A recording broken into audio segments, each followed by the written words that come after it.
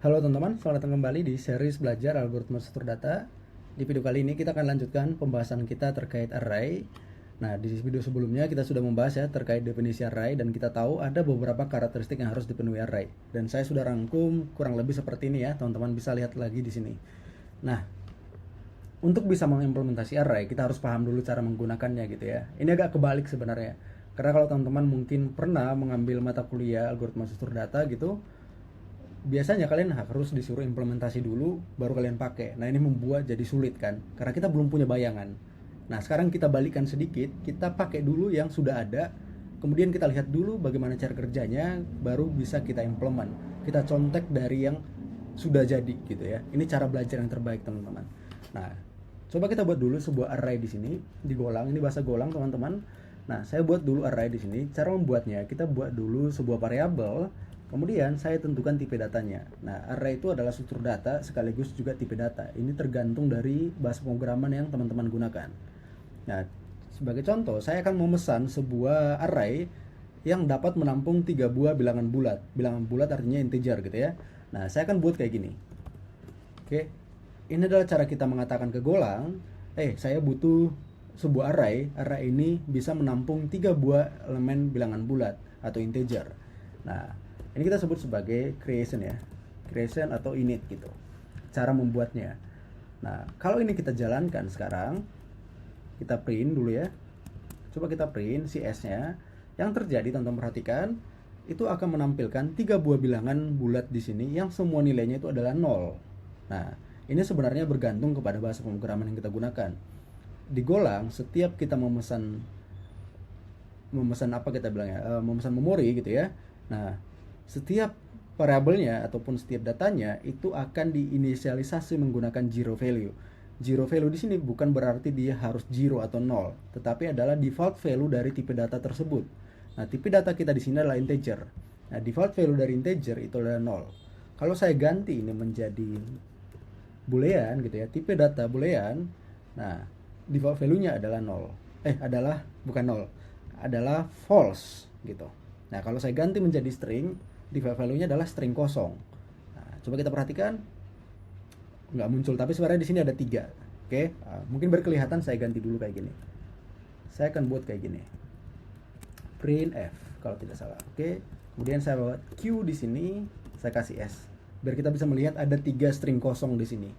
Nah, oke, ini adalah cara kita membuat array. Nah, bagaimana cara kita berinteraksi dengan array gitu ya? Pertama, kita lihat dulu bagaimana cara membuat array dengan versi yang agak berbeda gitu ya. Nggak cuma satu cara membuat array di dalam Golang. Ini cara pertama. Nah, cara kedua itu adalah kita bisa menggunakan titik 2 kayak gini ya. Oke, ini kita bisa langsung pesan memorinya 3 integer, kemudian kita isi kosong 3-3-nya kayak gini. Ini bakal sama aja kayak yang tadi. Nah, bedanya adalah ini ditampilkan sebagai string karena saya pesannya di sini sebagai string gitu ya. Nah, saya akan tampilkan sebagai apa aja gitu ya, jangan string. Nah, kita bisa lihat di sini semuanya 0. Nah, bedanya kita bisa langsung set value-nya di sini gitu kan. Tapi kita nggak bisa set lebih dari yang kita pesan. Kayak gini. Oke ya. Nah, artinya kita juga bisa mengganti elemennya langsung di sini. Misalnya saya pesan di sini 34, kemudian ini 35 gitu ya. Kemudian ini 11. Ini boleh-boleh aja gitu ya, langsung kita kasih value dari setiap posisinya. Nah, oke. Nah, saya harap ini clear ya teman-teman. Ini adalah cara kita membuat array sekaligus mengisi value-nya. Nah, cara lain adalah kita bisa, anggaplah sekarang saya buat lagi 0 kayak gini. Oke, saya buat 0 semua. Kemudian kita ganti satu persatu. Nah, tapi sebelum ke sana kita pahami dulu apa artinya nih gitu ya. Artinya ini adalah sebenarnya ini posisi pertama gitu ya. Kita sebut sebagai indeks pertama. Bukan indeks, tepatnya ini posisi gitu ya. Kita ngomongin posisi dulu, oke? Ini kita sebut sebagai posisi pertama. Ini posisi kedua, ini adalah posisi ketiga. Nah, ini adalah cara kita mengatakan posisi gitu. Nah, di dalam array kita berikan nama ini setiap posisinya. Kita sebut namanya sebagai indeks. Nah, indeks itu kita menghitungnya mulai dari 0. Tinggal kita ganti aja ini adalah indeks ke 0, ini adalah indeks ke 1, ini adalah indeks kedua. Oke, walaupun secara posisi itu agak berbeda gitu ya teman-teman. Indeks ke 0 itu mengatakan posisi pertama. Oke, indeks 1 itu artinya posisi kedua gitu ya. Kita mulai dari 0. Bukan berhitung dari 1, berhitung dari 0. Oke, nah karena kita udah tahu indeksnya adalah ini gitu ya. Nah, kita bisa kasih value-nya, misalnya saya mau ngisi indeks kedua, yaitu paling ujung gitu ya. Bagian sini saya isi 11. Nah, apa yang terjadi? Kita perhatikan di sini. Yang ini tetap tidak berubah gitu ya, karena kita tidak ada ubah nilainya di sini, tetapi kita bisa melihat indeks terakhir di sini ya. Itu adalah posisinya nilainya adalah 11 sekarang gitu. Nah, kita juga bisa ganti misal kayak gini. Ini tidak harus berurutan ya teman-teman. Jadi teman-teman bisa buat misalnya ini jadi anggaplah 34 gitu ya. Oke. Dan teman-teman bisa juga langsung akses di sini indeks 0. Nah, ini yang kita sebut sebagai random access tadinya ya teman-teman. Nah, kita bisa langsung ambil aja, nggak harus dari indeks pertama langsung ke indeks kedua terus indeks seterusnya gitu. Tapi kita bisa random aja posisi indeksnya. Nah, di sini kita kasih mungkin nilainya adalah 35 gitu. Kalau kita jalankan ini kurang lebih sama hasilnya seperti yang kalau kita inisialisasi langsung di awal. Nah, operasi ini kita sebut sebagai operasi to write. Oke, cara kita, atau ada juga yang menyebutnya ini sebagai set. Kita ngeset value ke dalam indeks tersebut, gitu kan? Oke.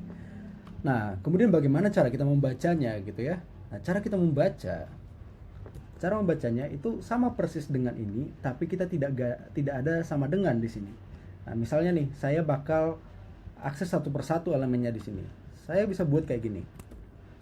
S0 boleh di sini, atau teman-teman mau balik juga posisinya boleh. Oke ya, misalnya saya buat S2 di sini, kemudian ini S1, ini S0 gitu ya. Ini bukan printf tapi adalah print line. Nah, kita bedakan dengan cara kita langsung buat kayak gini. Nah, perhatikan teman-teman, yang di atas itu adalah sesuai urutan indeksnya. Yang ini kita reverse, kita balikkan ya.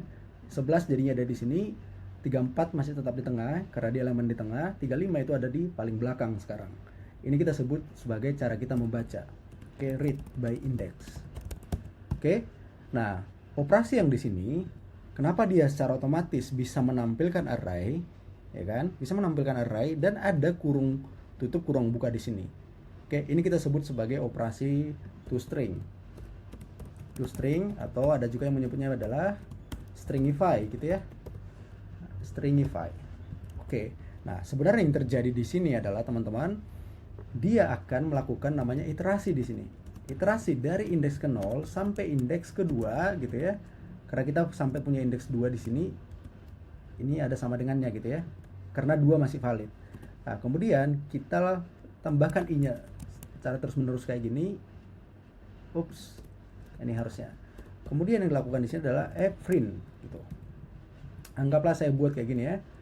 Saya print aja, tidak print line karena line ini artinya dia menambahkan new line di belakang. Oke, jadi yang kita lakukan di sini sebenarnya adalah akses setiap indeksnya. Nah, tetapi sebelum dia dilakukan ini, pertama dia akan ngeprint yang namanya simbol ini dulu. Oke. Kemudian di akhir nanti dia akan menampilkan kayak gini. Simbol kayak gini kita tambahkan lagi seperti ini. Ini menggunakan print line agar kita ada new line di bawah gitu ya. Nah, tentunya ada space di sini kan? Ada space. Nah, kita bisa tambahkan space di sini berarti. Anggaplah kita tambahkan print space. Kurang lebih kayak gini ya. Nah, kalau kita lihat apa bedanya? Nah, yang pertama itu adalah punya kita. Oh, yang pertama itu adalah yang ini ya. Yang kedua punya kita. Nah, yang kedua ini ada yang namanya kelebihan space. Nah, kita bisa cegah ini misalnya dengan kalau indeksnya sudah sama atau tidak sama dengan 2, ya kan? Kita buat aja dulu cara yang agak aneh gitu ya.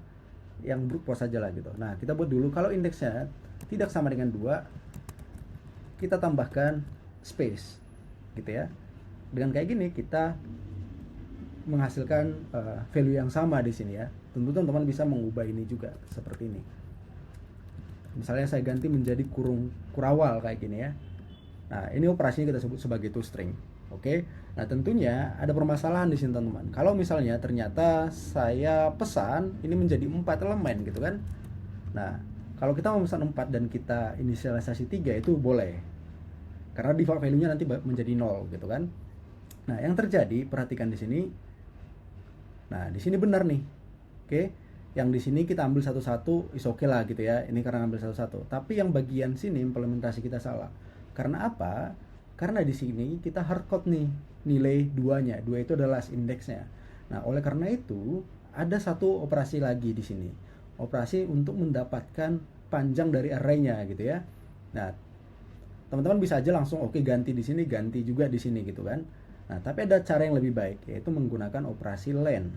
Oke, len itu adalah mencari panjangnya gitu. Sekarang coba saya print dulu di sini len dari array. Itu adalah si S kita gitu kan. Kita buat di sini adalah len. Nah, saya tampilkan len-nya adalah 4 gitu. Sesuai apa yang kita buat di sini. Nah, dengan informasi ini kita bisa ganti ini menjadi len 4. Nah, tetapi len 4 itu kan berarti dia sampai 4 kan kita iterasi. Bukan len 4, len dari S. Nah, di sini sampai 4. Karena kita tahu indeks dimulai dari 0 berarti 0, 1, 2, 3, 3 yang terakhir. Nah, oleh karena itu kita akan kurangkan 1 di sini. Nah, tetapi kita bisa membuat seperti ini. Ini jangan kurang atau sama dengan gitu ya. Kita bisa buat kayak gini, kemudian kita hapus. Selama dia masih kecil dari 4 gitu ya. 4 itu tidak lebih kecil dari 4, jadi kita nggak akan melakukan perulangan lagi sampai di sana nanti. Dan di sini kita bisa mengecek seperti ini. Selama kita belum sampai ke indeks terakhir.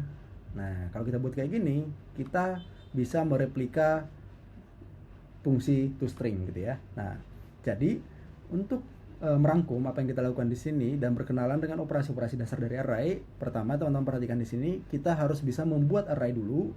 Oke, ketika kita membuat array, kita membutuhkan namanya size-nya, ukurannya gitu ya. Dan kita bisa mau mengisi nilainya satu persatu kayak gini atau sekaligus di sini. Oke. Dan ini juga mendemonstrasikan bahwa kita bisa akses secara random posisinya, yaitu adalah bagian sini tadi, random access. Dan ini adalah implikasi dari karena dia menggunakan indeks. Nah, kemudian itu adalah homogeneous gitu ya, artinya setiap elemennya itu tidak boleh ada tipe data yang lain di sini. Semua harus integer gitu. Nah, nanti akan saya tunjukkan ada bahasa yang boleh menyimpan tipe data berbeda dalam satu array gitu ya. Nah, untuk saat ini kita lupakan dulu itu ya. Nah, kemudian itu adalah contiguous memory allocation, kita abaikan dulu. Oke. Nah, dari sini kita tahu kita bisa membuat, kita bisa mengeset value-nya, mengupdate-nya, kemudian kita ada operasi toString. Nah, toString ini penting untuk kita melihat representasi dari array kita. Kemudian untuk bisa membuat toString, kita juga membutuhkan namanya len. Len ini adalah cara kita mengecek panjang dari array kita. Oke. Nah, kemudian setelah itu adalah kita juga bisa baca. Nah, operasinya kurang lebih kayak gini. Dan di next video kita akan mulai implementasi array kita sendiri yang bisa melakukan operasi-operasi seperti ini. Oke. Nah, mungkin cukup sekian dulu teman-teman untuk video ini. Kita lanjut di pertemuan berikutnya. Thank you.